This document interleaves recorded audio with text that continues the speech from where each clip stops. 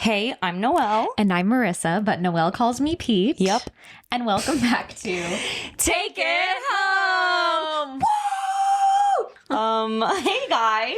Another Day, Another Dollar. Another day, another dollar. Holla. Today, for our last sode in May, we are going to be doing a sode on mental health because May is Mental Health Awareness Month. Yeah. And I know we talk about mental health a lot. I've frequently talked on the podcast about how I've struggled with anxiety and OCD, and Pete has struggled with mental health as well. We haven't done a full sode on it, and I wanted to dive in even more and talk about my entire journey with anxiety and how that has affected my life and when it all started and whatnot. And maybe some of you all can relate.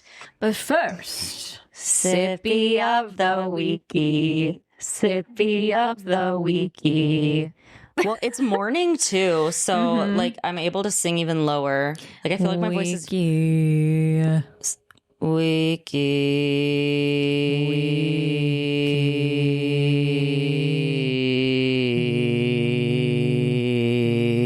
You can sing so much lower than me. I randomly have a pretty low register. Yeah.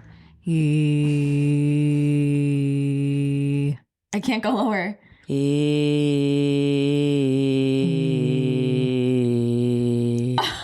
Okay, baritone. That's wild. It's weird that my voice can physically not do that. Yeah, I don't know why mine can.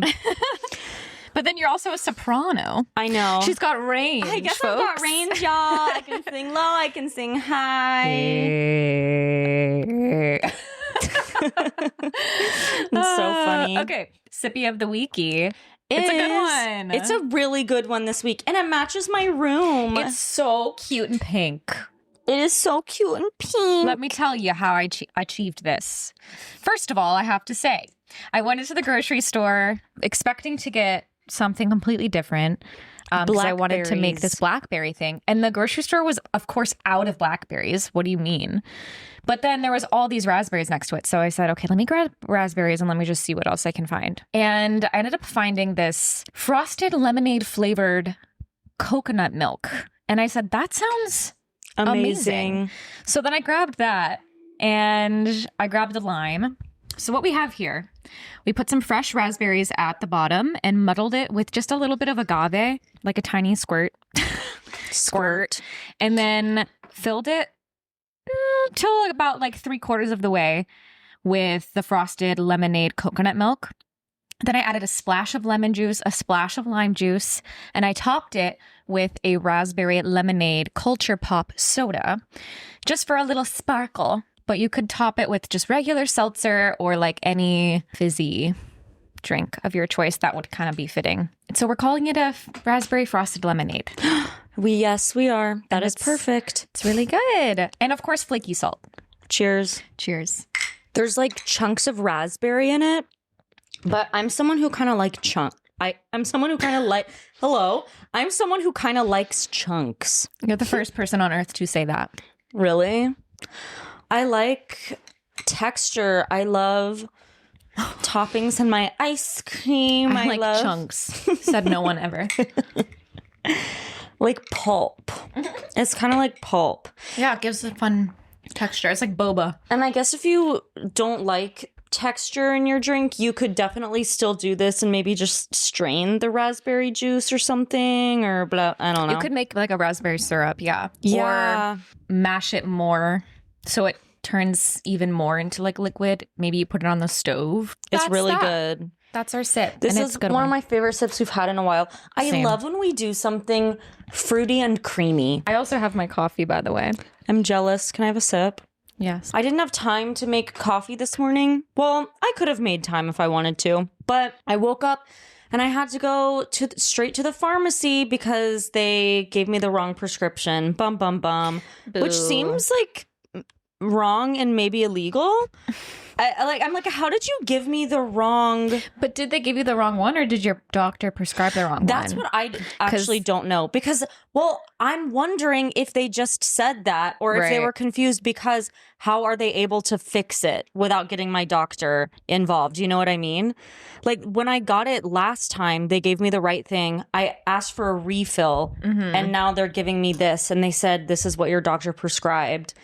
But then they're like shuffling around in the back. And then when I just called, she was like, we can have your other one ready tomorrow. So I'm like, if my doctor actually gave the wrong prescription, wouldn't they not be able to give me the right one? Like, wouldn't they have to be like, you need to contact your doctor? I don't know. I know that sometimes pharmacies, maybe the pharmacy's talking to the doctor, but I have no idea. I feel like...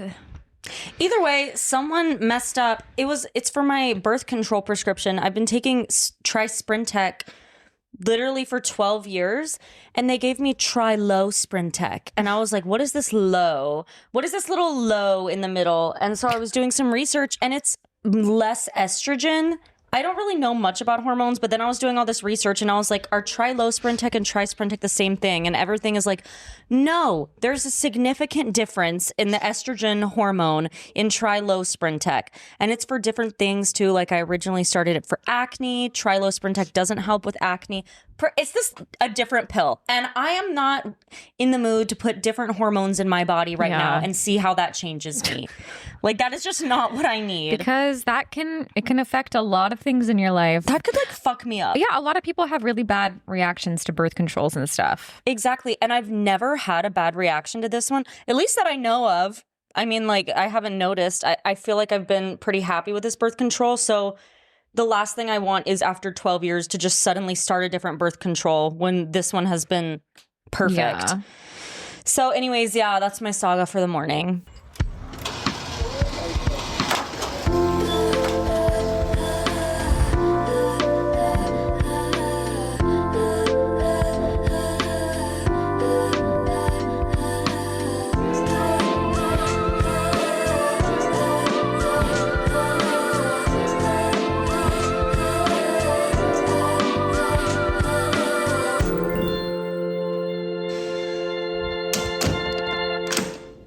Smile of the week, smile, smile of the week. Smile of the week, smile, smile of the week. Whoa. Each time it's like a little bit different. Yeah, I know, right? So my smile, I'm so sorry because I feel like every fucking week it has something to do with yoga. But you know what? That's your smile. Yoga has been bringing me joy. And it's the small things in life. But I came up with this new kind of like Friday adventure for myself. You know, I have a yoga membership and I work a lot. So I really need to find ways to optimize my membership. And for me, that's like a lot of times waking up early and like going to the earlier classes. But the thing that's so great about the specific yoga studio that I go to is there's one near where I live, which is where I usually go. But there's also one an 8-minute walk away from where I work. So on Fridays, I work all day pretty much. With the yoga schedule, it doesn't give a ton of time to like go to class. Mm-hmm. But I did find an early class, like a 7:50 class on Fridays. So instead of going to the one where I live, that I live near, I went on Friday to the Tribeca location, which I had never been to before. And I packed my bag because they have like a full locker room there. And I did a nice 7:50 Friday morning flow and got ready fully in the locker room, which it was so fun. Like, I've never done that. Mm-hmm. Like, that was fun. Got ready in the locker room and then went to work. But I like took a shower there and did my makeup, got fully ready. And then I still had time to kill. So of course I went to like a coffee shop, got a little coffee, sat down, edited the pod for a few minutes. Then I went to a deli, got a sandwich, I got a protein smoothie, and I went to work. And I was still like, I was early, I was, on time, ready. I didn't feel rushed at all. And I just had a great start to my morning. That's an amazing start to your morning. It was so fun. It was just a great way to start it off. A new Friday habit. I feel like in the past I would have been like, oh, I have to work all day. I don't have time to go to yoga. Because I was just so against like getting up early if I didn't have to. Yeah. But it's hard to get up. Literally, that's the hardest part. And then getting there, being there, how I feel after, it's so worth it every time. So that's what gets me out of bed. And it really helps that it's like spring, summer. It's warm weather. That helps me get up. The sun is rising earlier. Yeah, that's my new, like, I think every other Friday thing. Every other Friday. Interesting. Yeah, interesting. Every other Friday I have to be at work even earlier to open it for the cleaners that come every other week. Okay. So yeah. It was like a lot of money to go and like spend money on a coffee. That's fair. I had to rent a mat too because I didn't want to lug my mat. So I rented a mat. I bought coffee. I bought breakfast. So it's like maybe every week that would be too much, but every other week feels like a perfect little thing to look forward to. Yeah. So that was my smile. Okay. What was yours? Mine was that, well, I helped my friend Jalen, who you guys know. He was on an episode of the podcast a few weeks ago. He plays Skylar Summerhill in My Life with the Walter Boys. He's one of me and Pete's good friends. I helped him with a self-tape yesterday for an audition, and I'm not going to lie, it took way longer than I thought it would. However, it was very artistically fulfilling for me, actually, because Jalen wanted my feedback and like coaching in a way too. So I felt like I wasn't just being a reader, and I felt like I was being his acting coach or something. And I would like tell him like, no, you need to turn your head this way in this part. And no, you need to do this scene like this. And I feel like I was actually really able to help him, which was fun for me. I feel like I self-tape read a lot, but I'm not always giving my input. Which is totally fine. I would never offer acting advice to people who didn't ask for it, but it reminded me of my TA days back in college. I do really like helping people with self-tapes and stuff because I think I have a good eye for things. But it's so weird as an actor because then it's hard to implement it yourself sometimes. Like, I feel like, do you feel that way in your self-tapes? Like, you can watch other people and notice things and be like, oh, they should do this and this. But then when I'm doing a self-tape, I'm like, and I suddenly forget everything that I know. Yeah, I feel like it's so much easier to pinpoint when you're looking at something, you know, not doing it. And also you're looking at it objectively. Yeah. So when it comes to yourself, it's like there's all of these other feelings about it. Mm-hmm. And it also means that you would have to sit down and watch your tape. And a lot of times and obviously I watch my tapes, but like when I'm doing it, I kind of go with what feels the best. Yeah. And I'm not always looking at, okay, what looked the best in the moment. Because sometimes it is really technical too. Yeah. Like some of the things would just be like, literally this one part, he was scared that I was going to punch him in the face, the character obviously, and he turned like a certain way, but he turned towards me kind of. And in the next take, I was like, in the next one, you need to turn away from me because why would you be turning towards me? Mm-hmm. But those are just things that you're not always thinking about in the moment because you're acting. It's not a real live situation. Obviously, if someone comes to punch you in real life, your instincts would kick in. But I don't know, sometimes little things like that, but it just reads differently on camera. Yeah. But anyways, it was very artistically fulfilling for me and I'm glad I could help him. And I do like doing that. So it was fun. It feels like it helps me as an actor too, you know? So yeah, that was my smile. Love it. Love it, girl. Okay. Mental health. The mental health struggles that I have faced have been more like situational. Mm-hmm. It's not something that I feel like I battle all the time. For sure. So I'll just give you the floor. Okay. And then you can tell about your journey. Tell about? I'm going to tell about my journey. So yeah, I guess I've wanted to do this kind of episode for a while because I know I've mentioned having OCD and anxiety and stuff, and I'll tell some stories but not the full thing. But I'm just gonna tell you guys the journey of my anxiety. I'll try not to make it too long. So it honestly started off back in elementary school, but I didn't know what it was until my senior year of high school. So I went low-key a while dealing with anxiety and had no idea what it was. I just thought something was weird or wrong with me. So I remember, for example, all of middle school, people would make fun of me because I was the girl who had a water bottle everywhere. And For me, if I didn't have a water bottle with me at all times, I was convinced that something really bad would happen. I thought that I would like throw up everywhere. I was just convinced that I would throw up without my water bottle near me. I would need it so much to a point where, for example, I remember I was so stressed on my 8th grade graduation day because I was like, I can't carry my water bottle with me down the aisle, like while we're going to graduate. So I had to go early, put a water bottle under my seat, just little things like that. And if I didn't have water with me, I would start gagging and freaking out and whatever. So it kind of started like that. I remember bringing a water bottle with me to go whitewater rafting. I just like had to shove it in somewhere secretly. Even my senior year of high school, I put a little water bottle in the strap of my bra under my gown. And it's like some comfort thing to make sure that I don't like throw up or have a panic attack or something. But at the time, I didn't know what a panic attack was. But yeah, that was just kind of constantly in my brain and on my mind. And I would get really anxious, but I didn't even know what the word anxious meant. I was just kind of like, whatever, this weird thing. If I have my water bottle, I'll be fine. But if I don't, something bad will happen.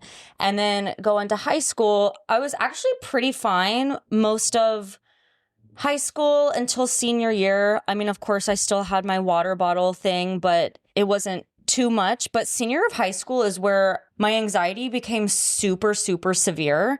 And I remember my first day of high school, I felt really weird and I was just so overwhelmed because I also don't really like change, and it just felt like, oh my gosh, I'm a senior in high school. This is my last year in Greensboro before I go off to college. What does the future hold? And just very nervous. And I just remember walking into high school on the first day and running to the bathroom and throwing up. And that was the start of me throwing up almost every single day for months, because I was having I would wake up and pretty much immediately just go and throw up. And I was not making myself throw up. It was literally my anxiety manifesting in that way. Okay. Ask a question? Yeah. Did you tell your parents or people that this was happening, or was it something you kept to yourself? I told people, actually the first day it happened. I remember something kind of clicked for me because my friend at the time in high school came to the bathroom with me when I threw up, and I was kind of freaking out, and she struggles with anxiety, and she goes, Noelle, I think you have anxiety. And I was like, whoa, is that what this has been my whole life? But now it's just manifesting really badly. And so I did tell my parents. They, I think, were very worried about me for the next couple of months. I couldn't really eat. I remember my favorite thing in the world, if you know me personally, is to go to haunted houses. And I remember I didn't go to a haunted house that October because I was so anxious. I was like, I just couldn't get myself to do things. I don't know how the fuck I was going to school. I don't know how I was doing anything. I was doing too much and I was doing it all. I guess I'm high functioning, so I didn't have to leave school. I probably could have if I wanted to. It really felt that bad for me. I was not myself. I didn't even feel like a person. And I just felt sick all the time. And so I started going to a therapist. It didn't really help my senior year, whatever. Second semester of senior year, I felt like a little bit better, but it was still present. A summer leading into college, I was just a wreck. I was a counselor at sleepaway camp, and I remember literally throwing up and having panic attacks while I was in charge of 16 young children's lives, and it was just a lot. And then I felt this off and on throughout all of college. I don't even know how to explain what it felt like. I was so anxious about being anxious. And that's how you know the cycle gets pretty bad, because it wasn't circumstantial. It wasn't like anything. I don't even know what I was anxious about. I was just anxious. I think the first time I threw up, it just triggered something where I was so scared of throwing up all the time. I remember months before my audition for Elon, I was so anxious about it. Not because I was nervous about doing bad, but because I was nervous that I'd go in the room and throw up and ruin everything. But it manifested in such a way that I was just not a functioning person. It didn't feel like just, that would be crazy if I threw up. I really hope that doesn't happen. It was this intense fear that sat with me all day, every day.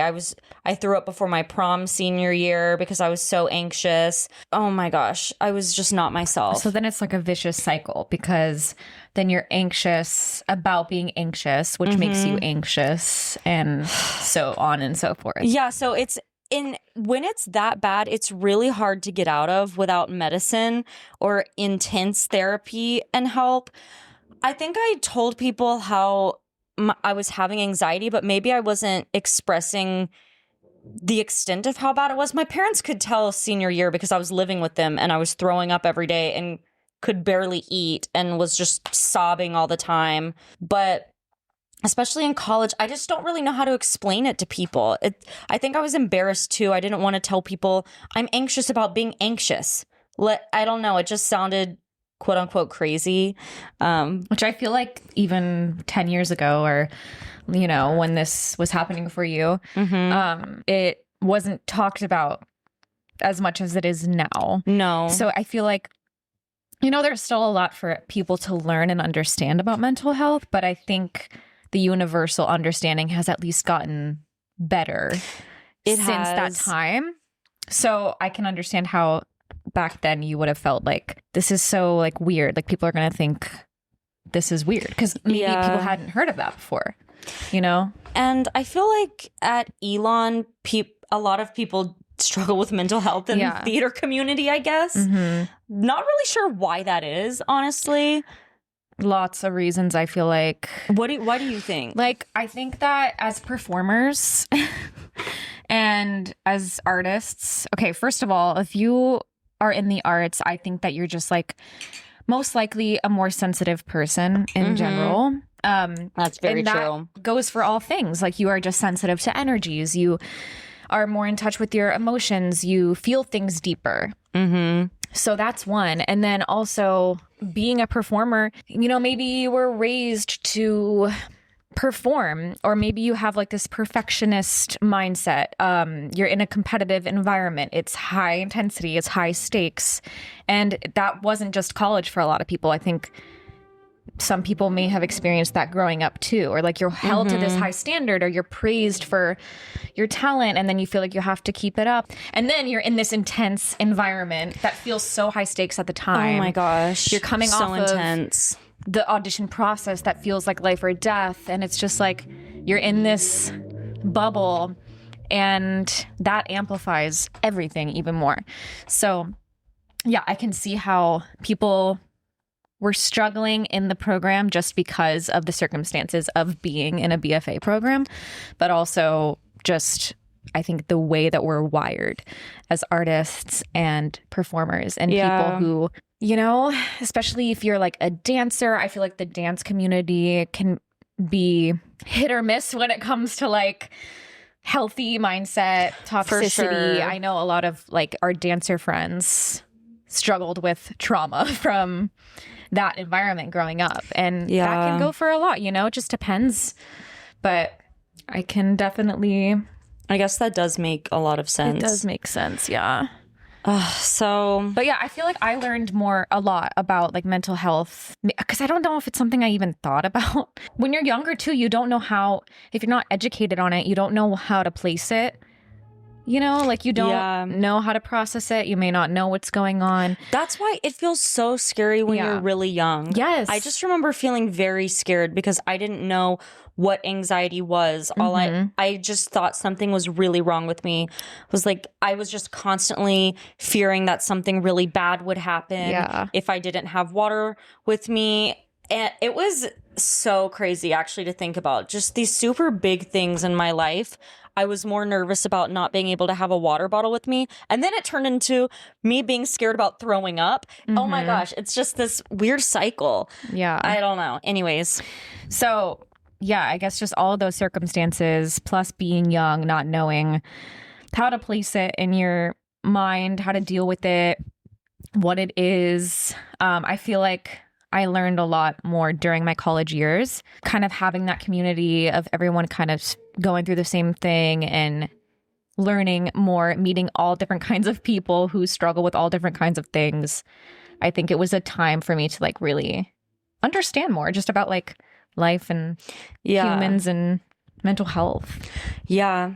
I guess throughout most of college, it was kind of off and on because I did have a very wonderful college experience. I loved Elon. I was happy for the most part, but there were definitely times when I would go through anxiety spells, I guess, where I'd have severe anxiety for a couple of months and then it would kind of lighten up.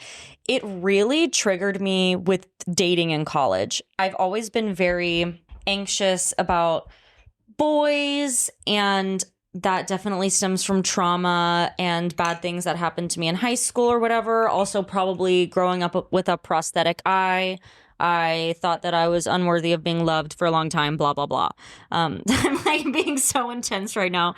But I just remember a couple of experiences in college where I really liked guys and they would kind of string me along. And it didn't just make me sad or anxious to a normal extent. I feel like it would put me back into how I felt senior year of high school, where I'd be throwing up over them, unable to stop talking about it, which I later learned literally like maybe 6 years later in therapy. That's actually a part of OCD. I have serious rumination problems where I will have to think, for example, I just remember I had this incessant need to talk to my friends about things, and I would talk about the same situation over and over and over and over and over again, and I couldn't help it. It was like I knew that I couldn't stop talking about this thing, but I had to keep talking to my friends about it. Do you remember me talking to you like an insane amount about my boy problems? Mm-hmm. It's because... And sorry, I also feel like you talked to a lot of different people about it too. I would talk to everyone. Because you wanted to get like every single answer. Every opinion you could. Which I understand is a part of OCD and the mental health thing, but I feel like that's also a vicious cycle, because I feel like getting first of all, rumination and talking about it over and over it's like your brain wants to find an answer that doesn't exist. Yes. And then you also try to find it in someone else, which is why you were talking to everyone about it, wanting the different opinions, but then you have so many opinions and that doesn't help either. So I feel like that's part of the vicious cycle. Dude. Because really all of this that you were trying to alleviate something was making it worse. I wish that I had known this in college, that it was OCD, because I didn't realize talking about my problems to so many people and all the time was making the cycle so much worse. Mm-hmm. And I would talk to everyone and get everyone's opinion. I'm a very open person. I was kind of friends with everyone in college, honestly, but it wasn't just me needing to vent. It didn't feel like I just needed to talk to a friend about something. It was my brain urgently needing answers to, like, just someone wouldn't text me back for a day and I would have to talk to every single friend about it. And I'd be like, well, he didn't text me back, but yesterday he said this thing, and I just wouldn't sleep. I could barely eat, and I would have to talk to everyone in so much detail about the same thing over and over and over again, because it was my brain trying to find an answer, because that's what the brain does. It searches for danger and searches for ways to protect you. But in situations like that, it does not actually help, because you're not going to find the answers. The answers don't even exist. So what I really needed to do back in the day at the time, I would be to just force myself to essentially not ask for people's opinions and somehow get myself to stop. I will say I didn't start taking medicine, which I'll get to soon, 3 years ago. And I think that that's what's helped me to be able to control it better, because it really felt uncontrollable for a long time. It felt like I was physically unable to not talk about something. And I just had no idea that that was a manifestation of OCD until later. Mm. And so, yeah, I would go through these cycles in college, always so triggered with boys and dating and whatever. It would just make me feel literally insane. One time I did ask my therapist at the time, though, I was like, why do boys make me so anxious? And she was like, I think boys make you anxious because you're choosing boys who don't treat you well, and then that makes you anxious, which I do think that was part of it too. Mm-hmm. But I saw multiple, or I guess not multiple, I saw 2 different therapists during college. One of them really, really changed my life. Shout out Solana in North Carolina. I had this one session with a therapist that really changed me. This was actually a different one. This was Jennifer. She was like, I want you to think of a wall with pink stripes on it. And I was like, okay. And I sat there imagining a wall with pink stripes on it. And she was like, okay, stop thinking about it now. And I was like, oh, okay. And like, it was just very sudden and urgent. And I was like trying not to think about it. And then she was like, okay, we're going to do this again. Think about that wall with pink stripes on it again. So I'm like, okay, I'm thinking about it. And she goes, and now think about a wall with green polka dots on it. And I was like, okay. And I just started thinking about that, not really thinking about what she was doing. But after that, she asked me, did you notice how calm it was for you to change your thought onto the green wall versus when I told you just to stop thinking about it? And I just remember being like, yeah, I did notice that. And she taught me, this was really, really, really hard work in my brain. But for a while, I was able to kind of learn to control my thoughts because she taught me this method. And she was saying, when you think anxious thoughts that come in your head, put a positive thought in instead and just try your best to focus on that rather than getting angry with yourself, because I would get very frustrated and say like, oh, why is this thing making me so anxious? And I'm just so anxious and blah, blah, blah. And rather than hating that part of me, just being like, okay, anxiety, actually, I would rather think about puppies now. And easier said than done. But after a while of putting it into really hard practice where I feel like I had to literally take a moment and sit there and start thinking about it. It was not easy, but I feel like then I was kind of better for a while. So instead of trying to get rid of the thought, you just kind of replace it with a different one. Exactly. Yes, exactly. Mm-hmm. A more helpful one. Yeah, a more helpful one. And so, yeah, then throughout college, it was very off and on. I mean, you remember my anxiety being bad in college sometimes. Yeah. I mean, do you have any memories or specific times you can think of? I think just like the boy stuff. Like, I definitely remember that. Mm-hmm. But I don't know if in my head I understood at the time either, like how that it was anxiety or OCD or these things. I just thought it was like, my friend Noelle, who's so like sensitive and cares a lot about, you know, these people and these things. Which is also true. So that's just like part of you as well. But like, yeah, I didn't clock it as that. And I don't think I knew.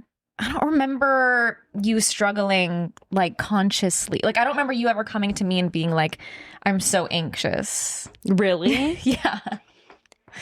I feel like I think I had certain friends, like Mason and I would talk about how we were anxious a lot because Mason also was really struggling at the time. Yeah. I remember so many people in our class had anxiety, like bad anxiety. Yeah. Oh my gosh. It was so bad for some of us. Pretty much fast forward to moving to New York City, which you all know was a really hard time for me. That's kind of when my anxiety started manifesting a little differently. I started having full-on panic attacks. I don't know if I had ever had a panic attack. There's a difference, side note, between anxiety attacks and panic attacks. I believe the difference is an anxiety attack is more just when you're anxiously kind of freaking out. Like, I feel like when I was throwing up a lot from anxiety or freaking out about boys, those were anxiety attacks, which are also very scary. But a panic attack feels more severe in a way. I think a panic attack is more in your body, right? A panic attack is more in your body. Like, a panic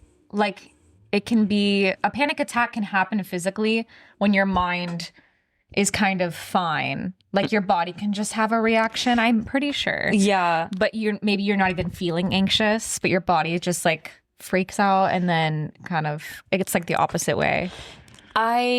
So when I was experiencing panic attacks, I would get I would feel very faint all of a sudden, and my heart would be racing, and they're very scary too. because you don't know if it's anxiety or if you're going to have a heart attack. And then you're more anxious because you're like, am I having a health emergency? And I have really bad health anxiety too. Oh my gosh. I get very nervous about my health, and it really freaks me out. So that was just so scary because I was constantly wondering, like, is there something wrong with me? Am I going to die? And I was just having panic attacks, but they feel very real and they're very scary. And I was having those a lot when I first moved to the city. I just got to a very, very scary low point, and I had a couple of friends tell me that I need to get on medication, and that's when I knew. And one of these friends had been telling me that for years, but one of my anxieties was taking medication, which turned into this other whole cycle because that kind of manifests in my health anxiety. I don't like medicines being messed up. I don't want to take a new medicine that's going to make me feel weird or give me side effects. I was always scared of taking the wrong kind of medicine and it making me more anxious. So I was very opposed to medication for a long time because I was like, what if it makes me worse? Which, if you're listening to this and you have the same thing, please start medicine because it really changed do what you want to do. But I got lucky because the first one that I tried worked for me, but I know a lot of people go through journeys of trying one medication, it doesn't really work out, so they have to wean off of it and then start a new one. So when did you first start medication? It wasn't until you moved to New York, It was not until I moved to New York. So my mental health got to an all-time low in the first year. Did it get better from college during COVID? Yes, which is the weird thing. Mm-hmm. So when I was living at home in Greensboro, I was like, yay, I'm cured. I'm never having anxiety again in my life. I think that's just because, ironically, COVID made people so anxious. Me and my sister had opposite reactions to COVID because Nan was so anxious about COVID. She has health anxiety too, but ours is different somehow. I don't know. I was anxious about COVID a little bit, but I think I just needed a break from life. And I was just like, okay, well, there's nothing to even worry about because I'm trapped at home and I can't even see people. And I was just focusing on my health and fitness, which, if you listen to the Skinny Talk episode, went a little too far. So maybe my mental health wasn't great in that way because I was thinking about what my body looked like all the time. But I wasn't feeling anxious. It was different. I felt happy for the most part. I was just thinking about my body a lot. But anyways, I felt good during this time. I was just focused on spending time with my family, health and fitness, saving money at Lululemon. Life felt very easy. And I was not experiencing mental health stuff during that time. I remember literally thinking, yay, I'm cured. I don't have anxiety anymore. And then moving to New York City was not. So can you think back to a time when you felt like a shift, or was it more gradual, or was it the anticipation of moving? I think it was the anticipation of moving, but what kind of set me off was the panic attack at Life is Beautiful, the music festival. Oh. That, I don't think I realized that. That kind of fucked me up for a long time because if you remember, if you listen to the last episode, I mentioned taking too much of an edible at a music festival and it gave me a panic attack.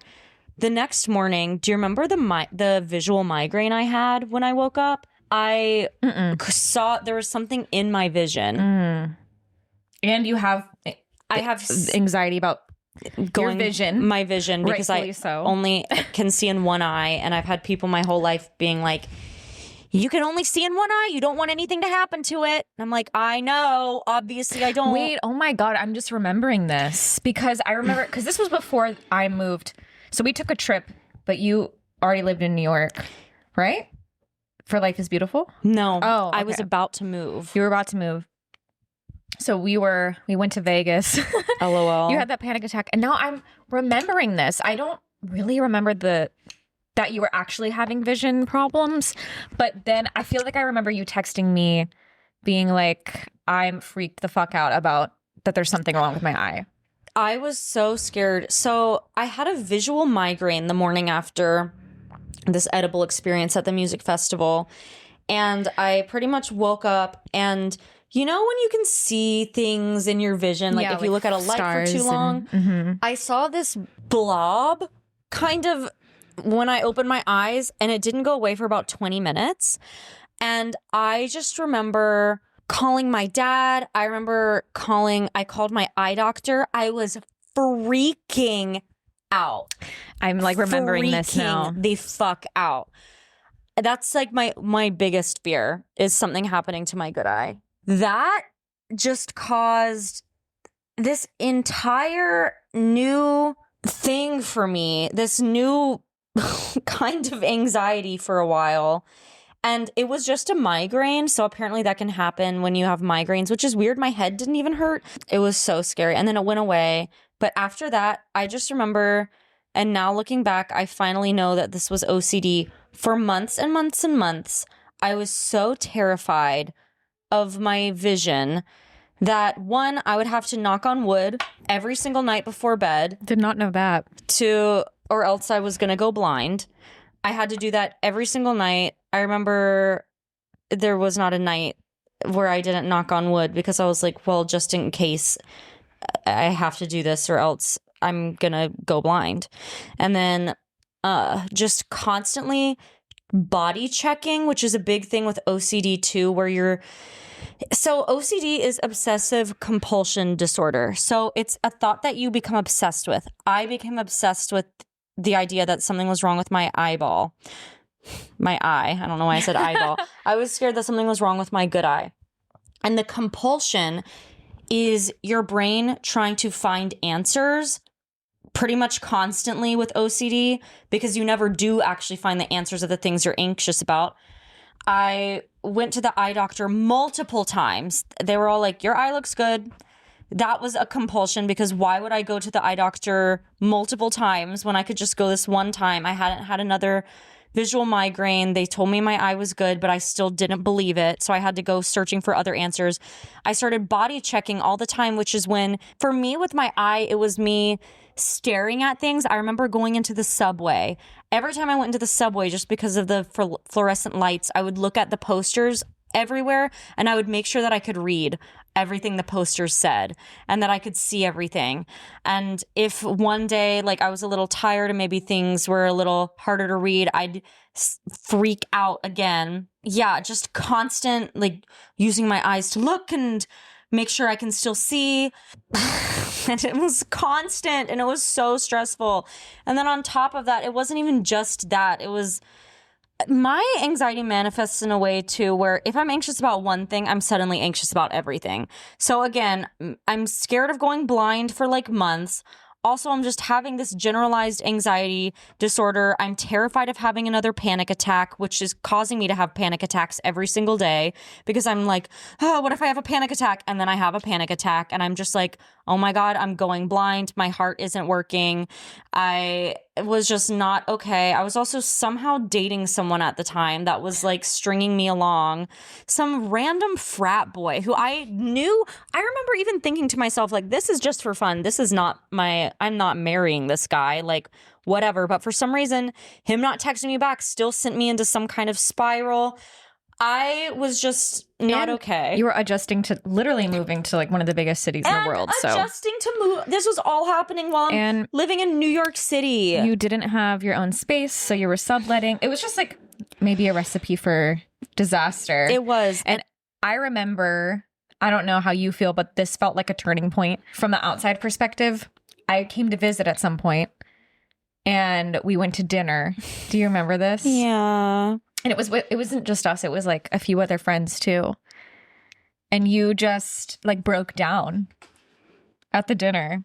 Olio e Più. Olio e Più. If you live in New York, you know the restaurant. It's in the West Village, I think. It is. We went there and I used to also I don't know if you knew this because a lot of people, I don't know. I didn't talk about it because a lot of the time, like, I would have my anxiety on the inside too. And it was constant. Even during times when it was like, fine, it was still in the background. I would get anxious out to eat a lot. I don't know why.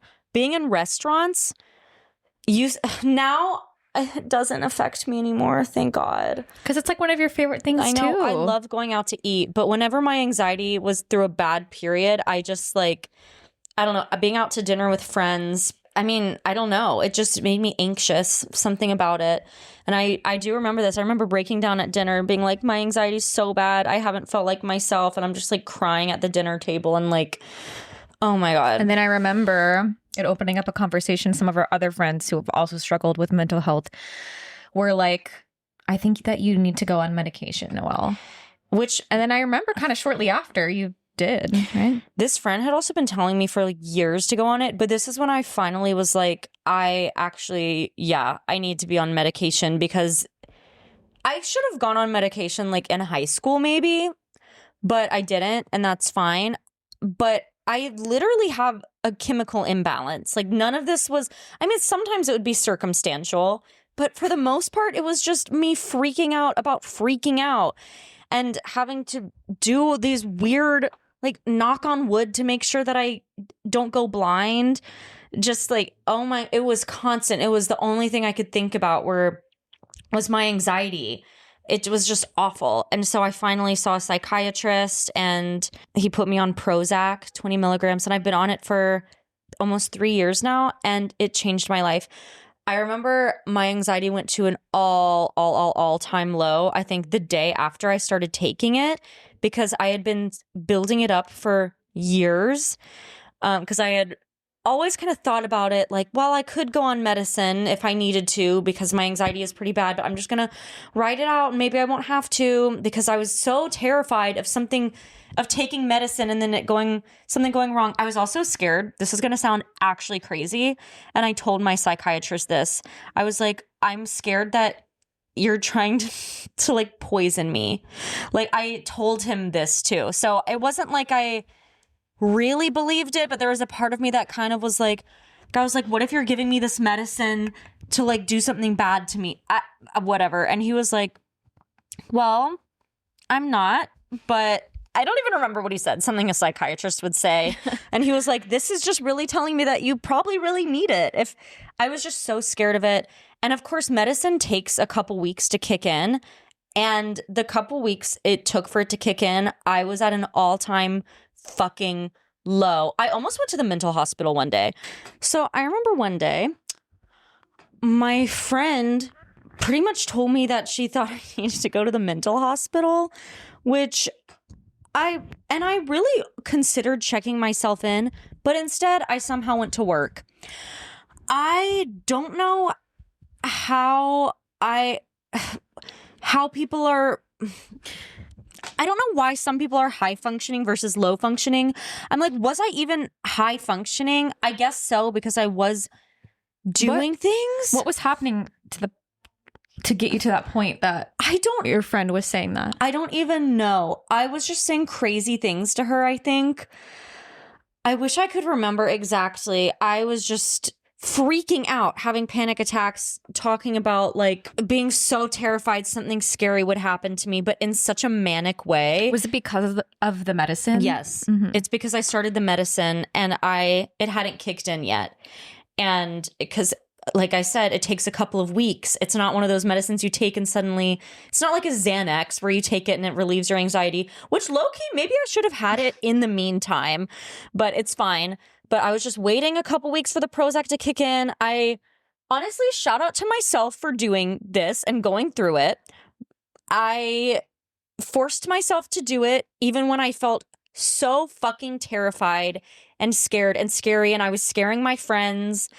And oh my God, it was just awful, awful, awful. And I did it. I made myself wait it out. I was like, I'm going to take this medicine for a month and see how I feel. And if something bad happens, then I will just stop taking it. And I have my psychiatrist and whatever. But I was genuinely so concerned that something really bad was going to happen. I was scared the medicine would make me hallucinate scary things. I was scared that it was going to poison me. I was scared. Yeah, lots of things. I'm like, I sound crazy right now. No, I mean, it's what anxiety can do to you. Yeah. And finally, after a couple weeks, I remember the first night I took it, I couldn't sleep. I was like shaking and sweating, and all from anxiety for sure, because now I've been taking it, unless it was like taking it for the first time and it has to get into your system first. I don't know.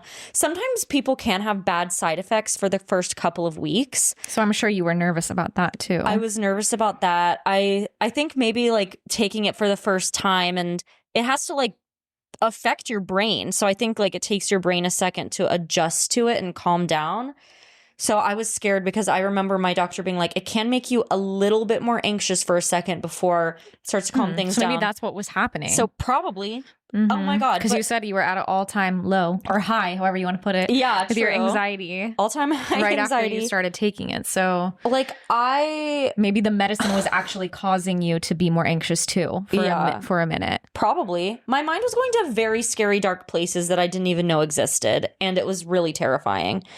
And then suddenly, I think 3 weeks after starting it, I just remember the day that it finally kind of kicked in, maybe. I just remember feeling kind of a sense of calm when I was walking down the street, and I was like, I don't feel so anxious. Okay.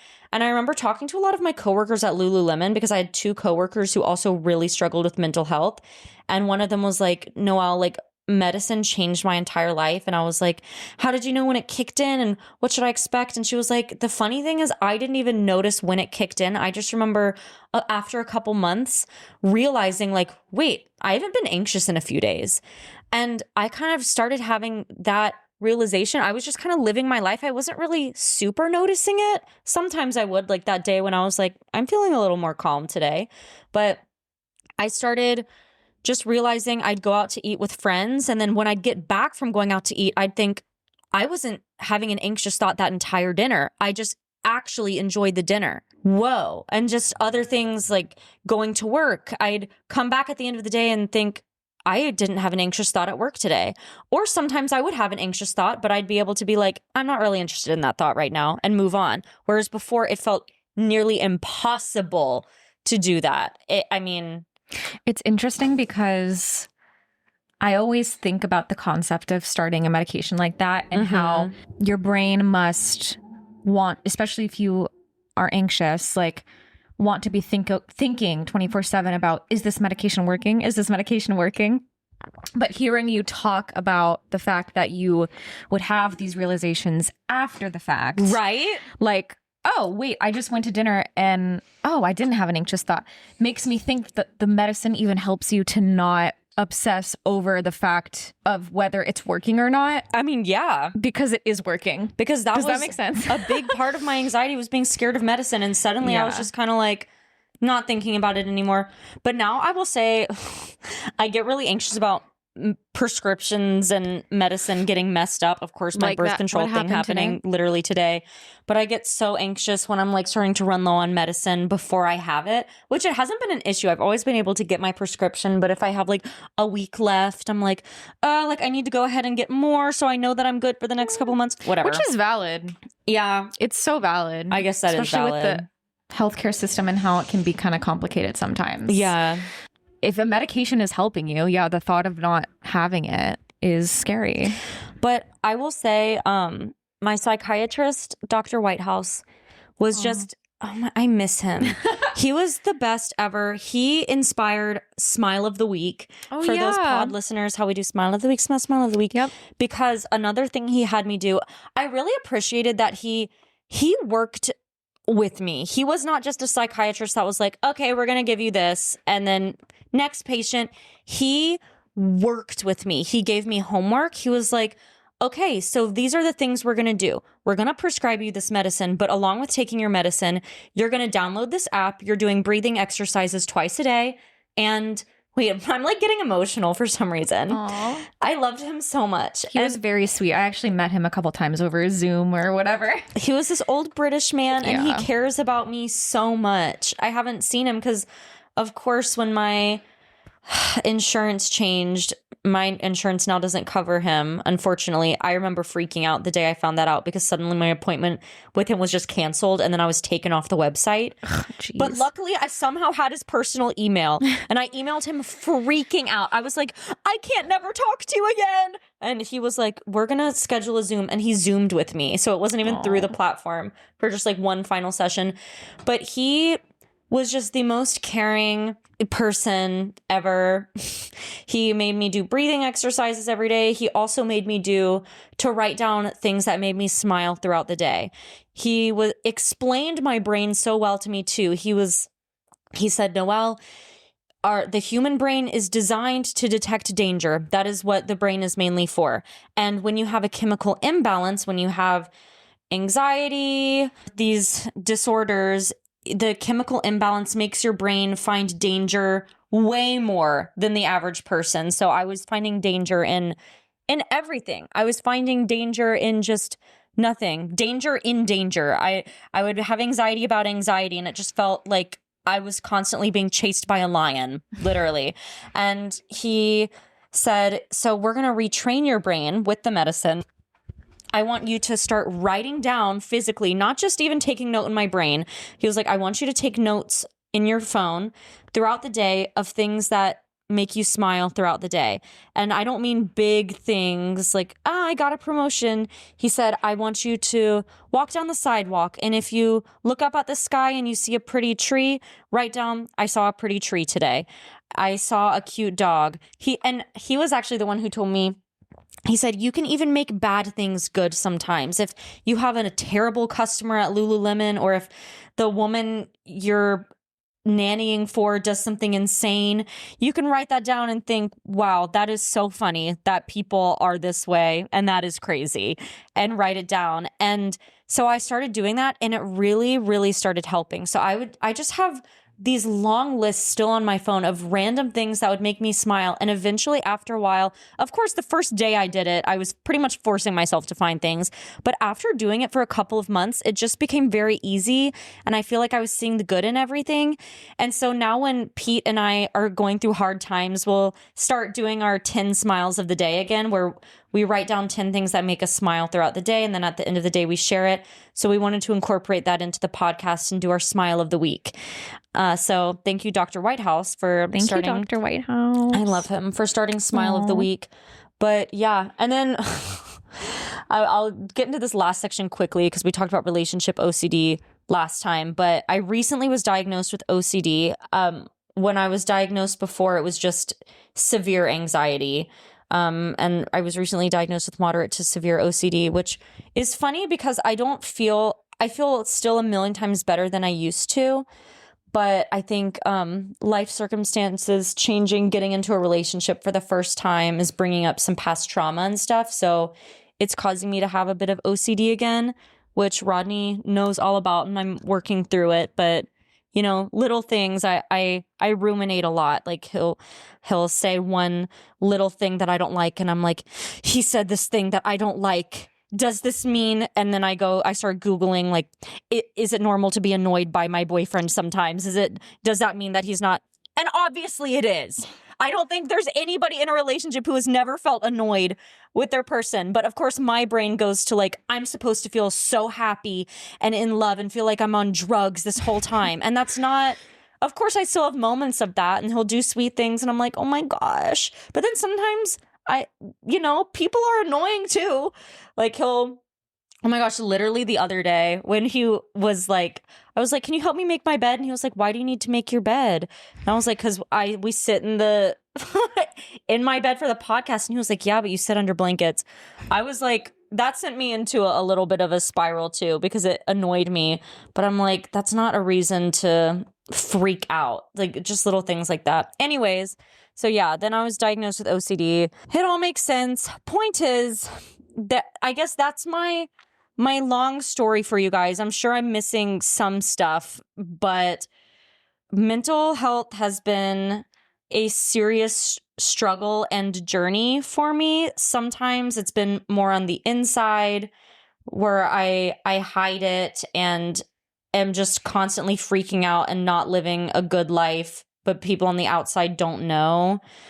And sometimes it's been more outward, but yeah, it's been a journey. I've seen lots of therapists. I started medication, but I feel as if I know myself a lot better now and am able to tell when I'm having an anxious thought versus a non-anxious thought and know how to take care of myself a lot better. And yeah, that's what I have to say about that. I'm proud of you. Thanks. You have come a long way. I really have. I'm proud of myself. Yeah. But it's crazy. I love the idea of like medication going in hand with kind of help, like changing your perspective of how you view every day and like looking for the good. Yeah. Like I love that Dr. Whitehouse wasn't just like, here, medication. Because, you know, some people, because medication is necessary for some people. But then also I feel like it's so helpful to like try to see the good in the day to day. Like I feel like that can only support your journey. Well, and maybe it has like more long lasting effects too. For sure. You know, he was very adamant about the fact that medicine is just another tool for anxiety. So it's not a cure. Right. It doesn't cure. And I still get anxious, but it's way not as severe. And now it's a little more circumstantial too. And just figuring things out with this new life I'm living. I'm in my late 20s now. Life is a little different. But yeah, it's definitely a tool. You also have to take care of yourself. Medication will maybe help, but you're not going to feel happy and awesome if you're taking medication but still treating your body like shit. It just allowed me to be able to take care of myself again. Right. It kind of sets you back at a baseline. Exactly. It sets you back at a baseline. That's a perfect way to put it. So that you need those other tools to actually bring you joy and... Well, because I can tell my anxiety flares up when I'm not taking care of myself. See, the thing is, my anxiety used to be bad all the time, constantly. Now I can only really feel it. One, it does not get as severe as it used to, but also it flares up during a time when I'm not sleeping enough, when I'm on my period, unfortunately. If I've been drinking and partying a lot, then those things will cause it to flare up, which obviously that happens in life sometimes. But that's why it's important to take care of yourself for the most part, and taking care of your body affects your mental health as well. For sure. They go hand in hand. They do. I don't even really know what else to say. I guess I just wanted to share this episode because I remember back when my anxiety was really bad, one thing my therapist had me do was Google celebrities who deal with anxiety, and which I'm not a celebrity yet, but listen to other people. I remember I listened to a podcast with Kristen Bell talking about how severe her anxiety was, and it really helped me because, you know, that's someone whose career I look up to. And I was like, okay, if someone who I aspire to be like deals with this thing too, then I can get through it and I can still live my life. Because I think I was scared for a while that I wouldn't be able to be an actor, do all of these things because I struggle with mental health, which is so ironic because, like, doesn't every actor struggle with mental health? I mean, come on. Like we were saying in the beginning, like, I think all performers artists are more prone to dealing with mental health struggles. For sure. I will say the one setback about this medication is I can't cry as easily. I used to be such a crier and I could cry on command. Not that makes you a better actor or something, but it was pretty slay. When I had to do a sad scene, I cried. I was just so in touch and could cry so easily. And I still can, but I also haven't had to. Like, I don't really get auditions where I have to cry anymore, but I used to be able to do it really, really easily. And now I can't as much. I could if I really got into it, but it's fine because I'm not having panic attacks every day. So I'll you live. Win some, you lose some. Exactly. Win sun. Win sun bakery. I want to go. But yeah, if you have felt these things before, you are not alone. You're not crazy. I know I felt insane for a while. You're not. You just have a chemical imbalance, and that's totally fine. It's no different than somebody who has I don't know, something wrong with their physical body and has to take medicine for it. It doesn't make you crazy. It's just a little difference, and you can work on it and get help. Easier said than done. Sometimes we maybe are surrounded by people who aren't as supportive, don't understand mental health. But if you're listening to this podcast and you're someone who struggles, know that mental health situations are real. Anxiety, depression, OCD, all of these things, they're real, and you're not alone. And yeah. And is that the take home? I guess that's the take home. Because I don't really know what else the take home would be after saying that. Yeah, right. Yes. If you're struggling, or if someone else is, just know that you're not alone, and there are resources and ways. I think it's hard because sometimes when you're struggling with mental health, it can be so hard to get the help you need. For sure. And that's what makes it so hard, because, you can't get out of bed, or you're just not able to live normally. And that can be hard. Also, another take home is that we didn't really talk about this much, but we do live in a weird day and age where we are all addicted to our phones. We all have social media. The world is fucking falling apart.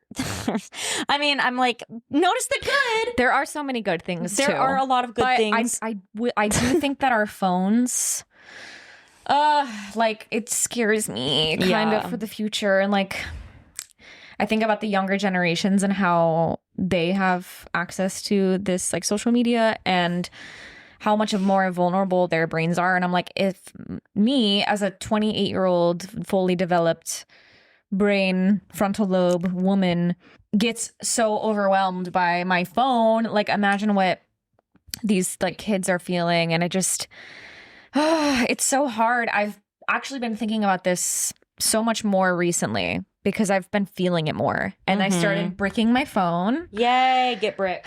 It's a little thing where you can set certain apps to be blocked, and you block it, but you can't unblock it unless you physically tap it to this little square that we keep on our fridge. So, if you're out and about, you literally can't unlock your phone, or not your phone, but the certain apps you have blocked. And I'm really I started doing this last week, because the week before that, I was like, I feel like I get into phases where I just scroll too much, and it's addicting. So of course, the more you do it, the more you want to do it. It's this weird dopamine hit that is ultimately unfulfilling and kind of just leaves you feeling disconnected and empty. And I was feeling that so bad. And I was like, I need to restructure how, I need to have more boundaries for myself around social media. Yeah. So I've been breaking my phone at night, really trying not to scroll in bed. And then I keep it bricked all through the next day until I get my morning routine in, the things I need to do out of the way. Once I leave my house for a couple hours, I'll maybe unbrick it, and then kind of brick it again when I get home. Just to I'm really trying to limit my social media use. Well, yeah, and that's very good. It's been overwhelming, and I feel disconnected from people around me and the world. Have you seen that meme that's why am I so anxious? I ask myself as I shine this light with bad news into my face, aka our phones. It's so true. There's also, I feel like our phones are telling us a lot of the bad news. We get notifications about this war is happening and blah, blah, blah, which I do also think it's very good to be informed. But the point is, we're in a day and age where I think we're all more susceptible to mental health issues. Yeah. Because we're being informed of all this bad stuff all the time, and we're addicted to our phones, and we're seeing everyone's lives on social media, and we were not made to comparison, seeing all these people, it's too much. It is too much. And it's fun every once in a while. Have your little 20-minute scroll. You don't need more than that. I know. And it kind of feels like you do, you're going to miss out on something, but you're not. So yeah, maybe that could be a place to start too, is just setting some ground rules for yourself. When am I going to lock myself out of social media? When am I going to give myself time to connect with people on there? When am I going to, it's just, that's what I'm working on right now. So, yeah. Anyway, guys, thanks for listening. You can follow us at Take It Home Pod on Instagram and TikTok. You can also follow this podcast wherever you listen. That would be helpful. Subscribe. We come out with a new episode every Thursday. And share this with someone you think would like it. Yay! Yay! We love ya. We love ya. Goodbye. Bye.